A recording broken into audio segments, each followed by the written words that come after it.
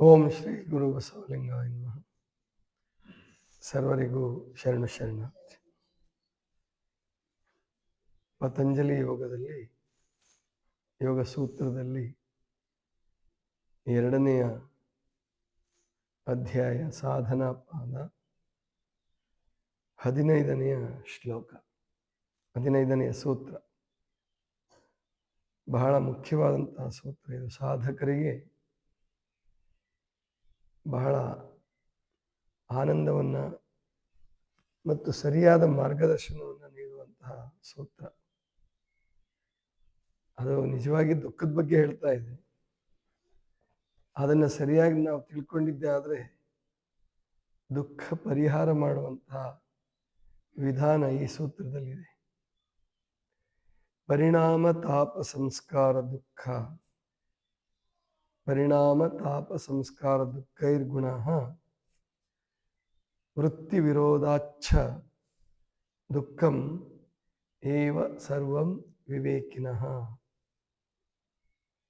ಅಂದರೆ ವಿವೇಕಿಯಾದಂತಹ ಸಾಧಕನಿಗೆ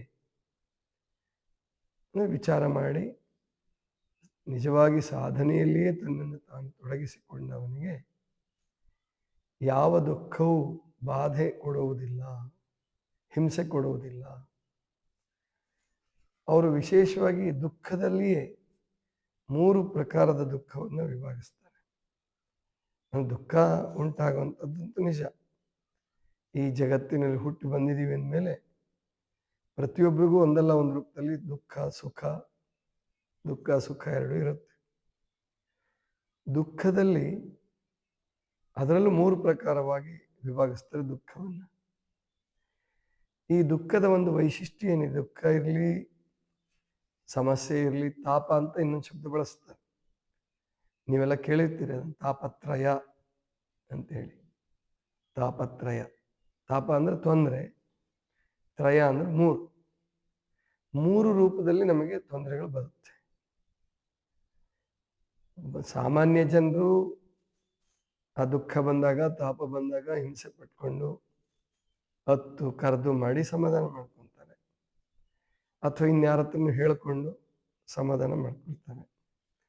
ಸಾಧಕನಾದವನು ಆ ಪ್ರವಾಹದಲ್ಲಿ, ದುಃಖದ ಪ್ರವಾಹದಲ್ಲಿ ತೇಲಬೇಕು, ಮುಳುಗಬಾರದು, ಕೊಚ್ಚಿ ಹೋಗಬಾರದು.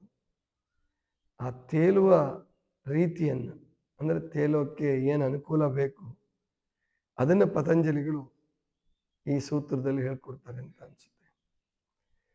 ನಿಮಗೆ ಏನೇ ಒಂದು ಸಮಸ್ಯೆ ಬಂದಾಗ ಪ್ರಯೋಗ ಮಾಡಿ, ನೀವು ಆ ಸಮಸ್ಯೆಯ ಸುಳಿಯಲ್ಲಿ ಸಿಕ್ಕು ಒದ್ದಾಡಲಾರ್ದೇನೆ, ಅಥವಾ ಒದ್ದಾಡ್ತಾ ಇದ್ರೂ ಪರವಾಗಿಲ್ಲ, ಸ್ವಲ್ಪ ಇದು ಎಲ್ಲಿಂದ ಬಂತು, ಇದ್ರ ಮೂಲ ಏನು, ಈ ದುಃಖ ನನಗೆ ಯಾಕಾಯಿತು, ಇಂಥ ಪರಿಸ್ಥಿತಿ ಯಾಕೆ ಉಂಟಾಯಿತು.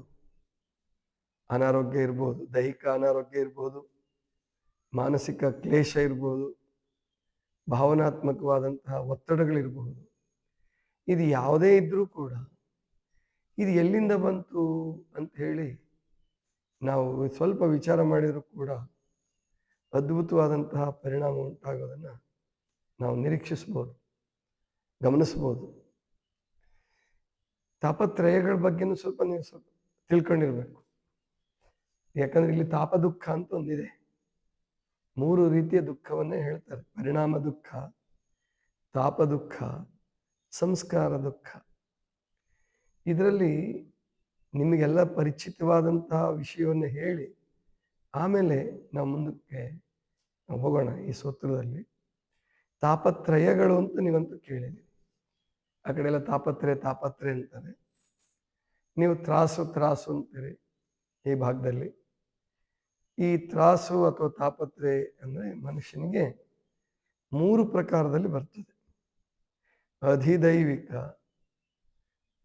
ಅಧಿಭೌತಿಕ, ಅಧಿದೈವಿಕ, ಆಧ್ಯಾತ್ಮಿಕ ಅಂತ ಹೇಳಿ. ಅಧಿಭೌತಿಕ ಅಂತಂದ್ರೆ ಇದನ್ನು ತುಂಬ ಜನ ದೊಡ್ಡವರು ಕೂಡ ತಪ್ಪು ಅರ್ಥ ಮಾಡ್ಕೊಳ್ಳೋ ಸಾಧ್ಯತೆ ಇರುತ್ತೆ. ಸರಿಯಾಗಿ ತಿಳ್ಕೊಳ್ಳಿ, ಬಹಳ ಸುಲಭ ಇದೆ ಇದು. ಅಧಿಭೌತಿಕ ದುಃಖ, ಅಧಿದೈವಿಕ ದುಃಖ, ಅಥವಾ ಅಧಿದೈವಿಕ ತಾಪ ಅಂತ ನಾವು ಕರಿಬೋದು, ದುಃಖ ಅಂತ ನಾನು ಕರಿಬೋದು. ಅಧಿಭೌತಿಕ, ಅಧಿದೈವಿಕ, ಆಧ್ಯಾತ್ಮಿಕ. ಏನಾಗಂದ್ರೆ ಅಧಿಭೌತಿಕ ಅಂತಂದ್ರೆ ಪಂಚಭೂತಗಳಿಂದ ಉಂಟಾಗ್ತಕ್ಕಂಥ ದುಃಖ. ಪಂಚಭೂತಗಳು ನಿಮಗೆಲ್ಲ ಗೊತ್ತು. ಯಾವ್ಯಾವುದು ಪಂಚಭೂತಗಳು? ಎಲ್ಲರೂ ಆರೋಗ್ಯದ ವಿಷಯದಲ್ಲಿ ತಿಳ್ಕೊಂಡಿರ್ತೀರ. ಶಾಸ್ತ್ರ, ಆಧ್ಯಾತ್ಮಿಕದ ಏನೇ ಹೇಳಕ್ ಹೋದ್ರು ಈ ಪಂಚಭೂತಗಳನ್ನ ಬಿಟ್ಟು ಯಾರು ಮಾತಾಡಕ್ಕಾಗಲ್ಲ. ಯಾವ್ಯಾವುದು ಪಂಚಭೂತಗಳು ಗೊತ್ತಿಲ್ಲ? ಯಾರು ಬೇಕಾದ್ರೂ ಹೇಳ್ಬೋದು. ಮೊದಲೇ ಅಗ್ನಿನ, ಪೃಥ್ವಿ, ಪೃಥ್ವಿಯ ತೇಜ, ವಾಯು, ಆಕಾಶ, ಇವು ಪಂಚಭೂತಗಳು. ಈ ಪಂಚಭೂತಗಳಿಂದನೇ ಸೃಷ್ಟಿಯಾಗಿರ್ತಕ್ಕಂಥದ್ದು. ಜಗತ್ತಿನ ಸೃಷ್ಟಿ ಇರ್ಬೋದು, ದೇಹದ ಸೃಷ್ಟಿ ಇರಬಹುದು, ಇವೆಲ್ಲವೂ ಆಗಿರ್ತಕ್ಕಂಥದ್ದು ಪಂಚಭೂತಗಳಿಂದ. ಈ ಪಂಚಭೂತಗಳು ದುಃಖ ಕೊಡ್ತವೆ. ಹೇಗೆ? ಈ ಭೂಮಿಯಿಂದ ತೊಂದರೆ ಆಗ್ಬೋದು, ಅಂದ್ರೆ ಭೂಕಂಪಗಳಾಗ್ಬೋದು. ಆಮೇಲಿಂದ ಇನ್ನೇನಾಗ್ಬೋದು? ಆಹಾರ ಒಳಗಡೆ ಏನು ತಗೊಳ್ತೀವಲ್ಲ, ಆಹಾರ ಸಿಕ್ಕರೂ ಸಿಗದೇ ಇದ್ರೂ ದುಃಖ, ಅತಿಯಾಗಿ ಸಿಕ್ಕರೂ ದುಃಖ. ಆದ್ರಿಂದ ಪೃಥ್ವಿ ತತ್ವದಲ್ಲಿ ದುಃಖ ಆಗ್ಬೋದು. ಪೃಥ್ವಿ ತತ್ವದಿಂದ ಇದು ಅಧಿಭೌತಿಕ ತಾಪ. ಭೂಮಿಯಿಂದ ಆಗ್ತಕ್ಕಂಥದ್ದು. ಎರಡನೇದು ಜಲ. ಜಲದಿಂದ ಯಾವ ಥರ ದುಃಖ ಆಗತ್ತೆ? ಯಾವ ಥರ ದುಃಖ ಆಗುತ್ತೆ? ಪ್ರವಾಹಗಳು ಬರ್ತಾವಲ್ಲ, ಪ್ರವಾಹ ಬರ್ತದೆ. ಅತಿವೃಷ್ಟಿ, ಅನಾವೃಷ್ಟಿ. ಮಳೆ ಕಡಿಮೆ ಆದರೂ ದುಃಖ, ಮಳೆ ಅತಿಯಾದರೂ ದುಃಖ. ಅಗ್ನಿ ತತ್ವದಿಂದ ದುಃಖ ಆಗತ್ತೆ. ಹೇಗೆ? ಬಿಸಿಲು ಜಾಸ್ತಿ ಆಗಿ, ಈಗ ಇನ್ನ ಬೇಸಿಗೆ ಕಾಲ ಬರ್ತದೆ, ಬೆಂಕಿ ಅನಾಹುತಗಳಾಗ್ತಿರ್ತವೆ. ಬೇಸಿಗೆ ಕಾಲದಲ್ಲಿ ಅತಿಯಾಗಿ ಸೆಕೆಯಿಂದ ದುಃಖ. ಇನ್ನು ಚಳಿಗಾಲದಲ್ಲಿ ತುಂಬ ಚಳಿ ಆದ್ರೆ ದುಃಖ. ಈ ನಮ್ಮ ಚಳಿ ಅಷ್ಟೊಂದು ದುಃಖ ಆಗೋದಿಲ್ಲ. ಉತ್ತರ ಭಾರತದಲ್ಲಿ ಮತ್ತು ಪಾಶ್ಚಿಮಾತ್ಯ ಪ್ರಪಂಚದಲ್ಲಿ, ಅಮೇರಿಕಾ, ಇಂಗ್ಲೆಂಡ್, ಇಲ್ಲೆಲ್ಲ ವಿಪರೀತ ಚಳಿ ಹೋಗುತ್ತೆ. ಎಲ್ಲಿ ಎಷ್ಟು ಅಂದ್ರೆ ಮೈನಸ್ ಇಂತ ಕೆಳಗಡೆ ಹೊರಟೋಗುತ್ತೆ. ಆವಾಗ ದುಃಖ ಆಗೇ ಆಗುತ್ತೆ. ತಾಪ ಆಗುತ್ತಲ್ಲ. ತಾಪಗಳು ಅಂದ್ರೆ ಅಗ್ನಿ ತತ್ವದಿಂದ ತಾಪ, ವಾಯು ತತ್ವದಿಂದ ತಾಪ ಅಂದ್ರೆ ಚಂಡಮಾರುತಗಳು. ಚಂಡಮಾರುತಗಳಿಂದನೂ ಅನಾಹುತ ಆಗುತ್ತೆ. ಗಾಳಿ ಜಾಸ್ತಿ ಇಲ್ಲದಾಗ ತುಂಬ ಶೆಕೆಯಾಗಿ ಅವಾಗಲೂ ತಾಪ ಆಗುತ್ತೆ. ಇನ್ನು ಆಕಾಶದಿಂದ ಅದಕ್ಕೆ ಯಾವುದು ಹೇಳ್ತಾರೆ ಅಂತಂದ್ರೆ ಈ ಗುಡುಗು, ಸಿಡ್ಲು ಬಡಿತಕ್ಕಂಥದ್ದು, ಉಲ್ಕಾಪಾತವಾಗ್ತಕ್ಕಂಥದ್ದು, ಇವೆಲ್ಲ ಆಕಾಶದಿಂದ ಉಂಟಾಗ್ತಕ್ಕಂಥ ದುಃಖ. ಅಂದ್ರೆ ಕ್ಷುದ್ರ ಗ್ರಹಗಳು ಬೀಳ್ಬಹುದು ಕೆಲವು ಸಾರಿ. ಅದರಿಂದನೂ ಈ ಭೂಮಿಗೆ ತಾಪ ಆಗ್ಬೋದು, ಅಥವಾ ಜನಾಂಗಕ್ಕೆ ತೊಂದರೆ ಆಗ್ಬೋದು. ಇವು ಪಂಚಭೂತಗಳಿಂದ ಆಗ್ತಕ್ಕಂಥ ತಾಪ. ಅದಕ್ಕೆ ತಾಪ ತ್ರಯಗಳೇ ಮೊದಲನೇದು ಪಂಚಭೂತಗಳು. ಎರಡನೇದು ಅಧಿದೈವಿಕ ತಾಪ. ಅಧಿದೈವಿಕ ಅಂದ್ರೆ ಬಹಳ ಜನ ಏನ್ ತಿಳ್ಕೊಂತಾರೆ ಅಂದ್ರೆ ದೇವತೆಗಳಿಂದ ಆಗುವಂಥದ್ದು ಅಂತ. ಇಲ್ಲ, ದೇವತೆಗಳಿಂದ ಆಗೋ ದುಃಖ ಏನಿದೆಯಲ್ಲ, ಇದು ಮೊದಲನೇದ್ರಲ್ಲೇ ಬಂದ್ಬಿಡುತ್ತೆ, ಪಂಚಭೂತಗಳಲ್ಲೇ ಬಂದ್ಬಿಡುತ್ತೆ. ದೇವತೆಗಳು ಅಂದ್ರೆ ಇವೇ: ಭೂಮಿ, ನೀರು, ಗಾಳಿ, ವಾಯು, ಆಕಾಶ. ಇವಕ್ಕೂ ದೇವತೆಗಳು ಅನ್ಬೋದು. ಇವುಗಳ ಹಿಂದೆ ದೇವತೆಗಳನ್ನು ಕಲ್ಪಿಸಬಹುದು, ಇದೆಲ್ಲ. ಆದರೆ ಅಧಿದೈವಿಕ ಅಂದ್ರೆ ಇಲ್ಲಿ ಜೀವಿಗಳಿಂದ ಉಂಟಾಗ್ತಕ್ಕಂಥ ದುಃಖ. ಜೀವಿಗಳಿಗೆ ಉಂಟಾಗ್ತಕ್ಕಂಥ ತಾಪ. ಉದಾಹರಣೆಗೆ ಮನುಷ್ಯರಲ್ಲೇನೆ ಬೇರೆ ಬೇರೆಯವರಿಂದ ಬೇರೆ ಬೇರೆ ದುಃಖ ಆಗುತ್ತಲ್ಲ. ಸೈನಿಕರುಗಳು ಹೊಡೆದಾಡ್ತಾರೆ, ಯುದ್ಧ ಮಾಡ್ತಾರೆ, ರಾಜಕಾರಣಿಗಳಿಂದ ತಾಪ ಉಂಟಾಗುತ್ತೆ. ಸರ್ವಾಧಿಕಾರಿ ಇದ್ರೆ ಅವನು ಎಷ್ಟೋ ಜನರಿಗೆ ತಾಪ ಅಲ್ಲ, ಜೀವನೇ ತೆಗಿತಾನೆ. ಗೊತ್ತಾಯ್ತಲ್ವಾ? ಇದು ಅಧಿದೈವಿಕ ತಾಪದಲ್ಲಿ ಮೊದಲನೇದು. ಮೋಸ ಮಾಡ್ತಕ್ಕಂಥ ಸ್ನೇಹಿತರು, ನಂಬಿಸಿ ಮೋಸ ಮಾಡುವಂಥವ್ರು ಇರ್ಬೋದು, ಇದು ಅಧಿದೈವಿಕ ತಾಪ ಆಗ್ಬೋದು. ಗಂಡನಿಂದ ಹೆಂಡತಿಗೆ, ಹೆಂಡತಿಯಿಂದ ಗಂಡನಿಗೆ ತೊಂದರೆ ಆದರೆ ಅದು ಅಧಿದೈವಿಕ ತಾಪ ಆಗುತ್ತೆ. ಇನ್ನು ಪ್ರಾಣಿ ಮತ್ತು ಮಾನವ ಸಂಘರ್ಷ, ಅವುಗಳಿಗೆ ಮನುಷ್ಯನಿಂದ ತೊಂದರೆ ಆಗುತ್ತೆ, ಪ್ರಾಣಿಗಳಿಂದ ಮನುಷ್ಯನಿಗೆ ತೊಂದರೆ ಆಗುತ್ತೆ. ಇದು ಎರಡು ಥರ.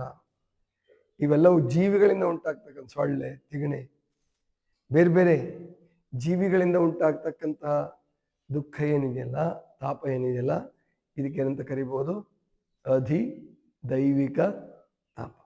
ಮೊದಲನೇದೇವ ಅಧಿಭೌತಿಕ, ಅಧಿದೈವಿಕ. ಆದಿಭೌತಿಕ ಅನ್ನಬಾರದು. ಅದು ಹೇಳುವಾಗ ಆಧ್ಯಾತ್ಮಿಕ ಕೂಡಿಸುವಾಗ. ಆತ್ಮನಿಂದ ಅಂದ್ರೆ ತನ್ನಿಂದ ತಾನೇ ತಾಪವನ್ನು ಉಂಟು ಮಾಡ್ಕೊಳ್ತಾನೆ.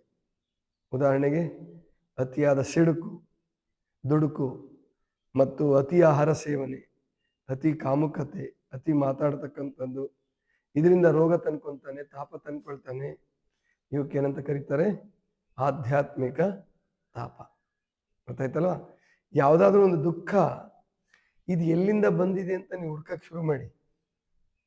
ಈ ತಾಪ ಎಲ್ಲಿಂದ ಬಂತು, ಇದ್ಯಾಕೆ ನನಗೆ ಉಂಟಾಯ್ತು ಅಂತ ಹೇಳಿ ಶುರು ಮಾಡಿ, ಅದ್ರ ತಾಪ ಪರಿಹಾರ ಸಿಕ್ಬಿಡುತ್ತೆ, ಸಮಸ್ಯೆ ಪರಿಹಾರ ಸಿಕ್ಬಿಡುತ್ತೆ. ಆ ತಾಪವನ್ನು ಪರಿಹರಿಸಿಕೊಳ್ಳುವ ಸಾಮರ್ಥ್ಯ ಬರ್ತದೆ ನಿಮಗೆ. ಆಲೋಚನೆ ಮಾಡೋದು ಹುಡುಕೋ ಅಂಥದ್ದು ಬಂತಂದ್ರೆ ನೀವು ಸಮಸ್ಯೆ ಪರಿಹಾರನೂ ಹುಡ್ಕೊಂಡ್ಬಿಡ್ತೀರ. ಆದ್ರೆ ಬಹಳ ಜನ ತಾವು ಸಮಸ್ಯೆಗೆ ಪರಿಹಾರವನ್ನು, ದುಃಖಕ್ಕೆ ಪರಿಹಾರವನ್ನು ಹುಡುಕೋದ್ರ ಬದಲಾಗಿ, ದುಃಖವನ್ನು ನಿವಾರಿಸಿಕೊಳ್ಳಕ್ಕೆ ಪ್ರಯತ್ನ ಮಾಡೋದ್ರ ಬದಲಾಗಿ ಇನ್ನೊಬ್ಬರನ್ನ ಆಶ್ರಯಿಸೋದಕ್ಕೆ ಪ್ರಯತ್ನ ಪಡ್ತಾರೆ. ಅಥವಾ ಇನ್ನೊಬ್ರು ನಮ್ಮ ದುಃಖ ಪರಿಹರಿಸ್ಲಿ, ದೇವರೋ, ಮನೆ ದೇವರೋ ಅಥವಾ ಊರ್ ದೇವರೋ ಯಾವುದೋ ಒಂದು ದುಃಖ ಪರಿಹರಿಸ್ಲಿ ಅಂತ ಹೇಳಿ ಅದಕ್ಕೆ ಮೊರೆ ಹೋಗ್ತಾರೆ ಸಾಮಾನ್ಯ ಜನರು. ಆದರೆ ವಿವೇಕಿಗಳಾದಂತಹವರು, ಇದೇ ಇಲ್ಲಿ ಪತಂಜಲಿಗಳು ಹೇಳೋದು, ಯಾವುದೇ ದುಃಖ ಇದ್ರೂ ಕೂಡ ವಿವೇಕಿಯಾದಂಥವನು ತನ್ನ ಈ ವೃತ್ತಿ ನಿರೋಧ ಗುಣದಿಂದ, ವೃತ್ತಿ ನಿರೋಧಿಸುವಂತಹ ಗುಣವನ್ನು ಕಲ್ತ್ಕೊಂಡಾಗ, ಅವನು ಅದನ್ನು ಅಭ್ಯಾಸ ಮಾಡಿಕೊಂಡಾಗ ಅವನು ದುಃಖಕ್ಕೀಡಾಗೋದಿಲ್ಲ, ಅವನು ದುಃಖದ ಪರಿಣಾಮಕ್ಕೆ ಒಳಗಾಗೋದಿಲ್ಲ ಅನ್ನುವ ಮಾತನ್ನು ಹೇಳ್ತಾರೆ.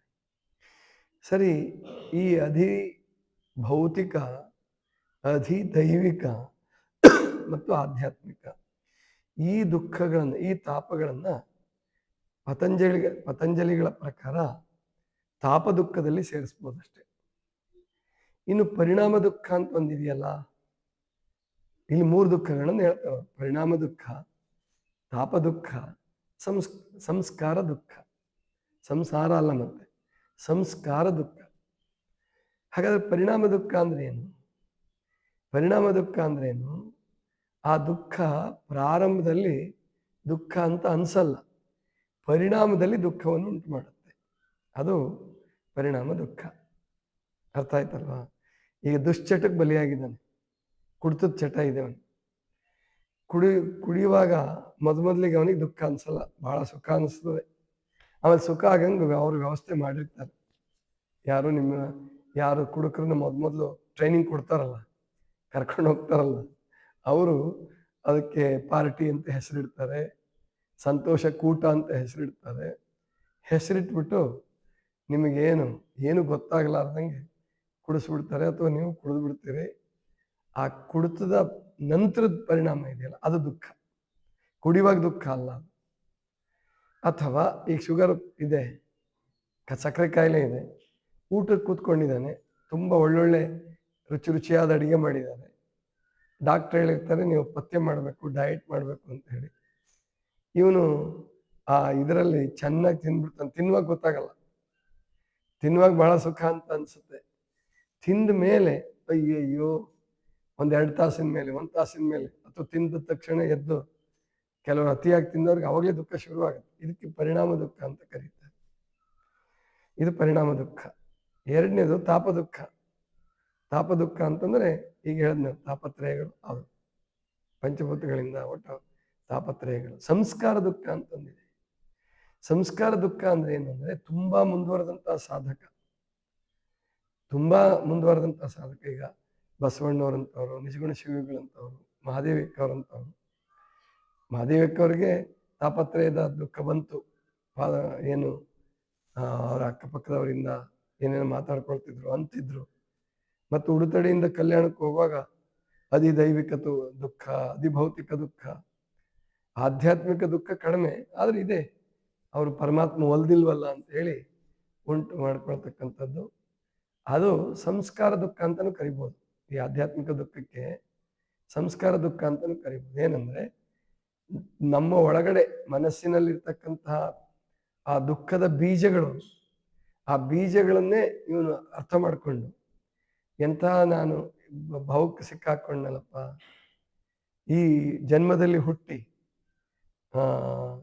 ಅಂತ ಅನಂತ ಭಾವಗಳಲ್ಲಿ ಬಂದೆ ನಾನು, ಎಂಥ ದುಃಖ ಇದು ಅಂತ ಹೇಳಿ ಶಿಶುನಾಳ ಶರೀಫ್ ಹಾಡಲ್ಲಿ ಕೇಳ್ತೀವಿ ನಾವು.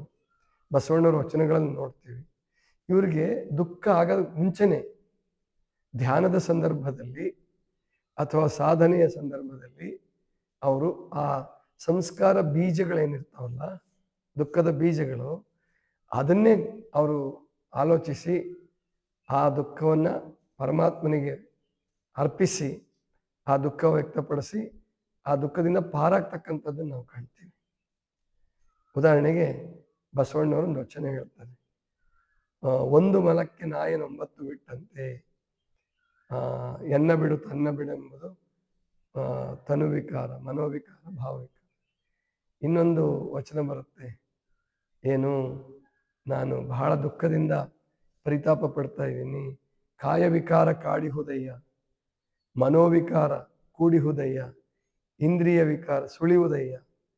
ಈ ಸುಳಿವಿನೊಳಗೆ ಸಿಲುಕಿದ್ದೇನೆ, ಸುಳಿವಿನೊಳಗೆ ಸುಳಿಯುತ್ತಲಿದ್ದೇನೆ, ಸಿಲುಕಿಸದಿರಯ್ಯ. ಇದು ಸಂಸ್ಕಾರ ದುಃಖ ಅಂತ ಕರೀತಾರೆ ಇದಕ್ಕೆ. ಇದು ವಿದ್ವಾಂಸರುಗಳಿಗೆ ಯಾರಿಗೂ ಅರ್ಥನೇ ಆಗಲ್ಲ.